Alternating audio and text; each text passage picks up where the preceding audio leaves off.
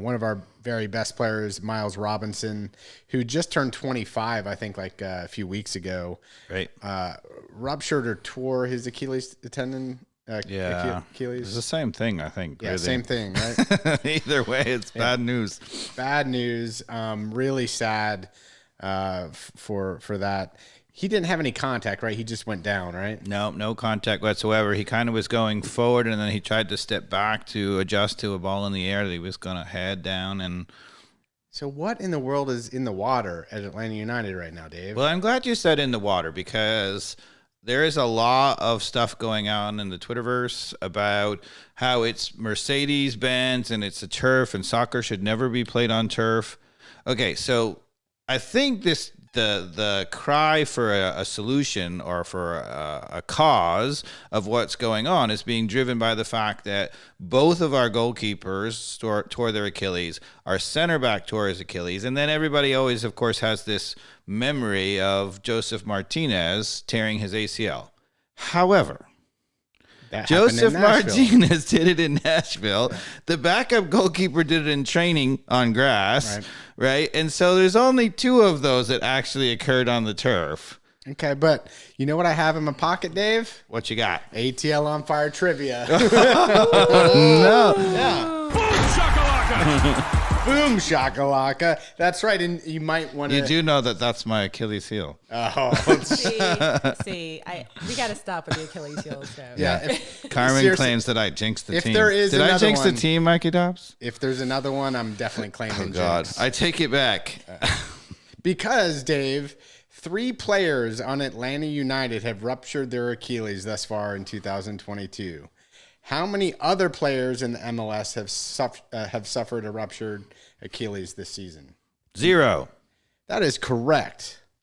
Nailed it. But Anton Tinnerholm for the Philadelphia Union did rupture his back in October of 2021. So it does happen. It does happen. We talked about it, and it's not an injury you see very much. I've heard some football players doing it, but I haven't really heard too many soccer players.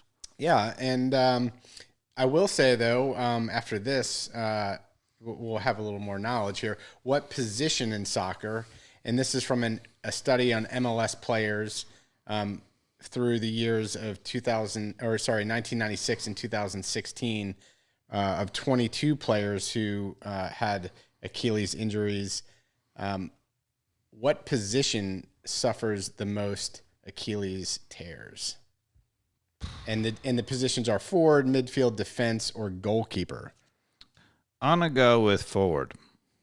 Defense, 50%. Wow. 11 of the 22 during that time period were defense. And they actually say defenders. Hold on, it says this may be explained by the constant plantar flexion and eccentric contraction required by defenders who are backpedaling. Oh, that's a mouthful. Yeah, the backpedaling. The backpedaling. But the thing is, neither of our players who got injured were backpedaling.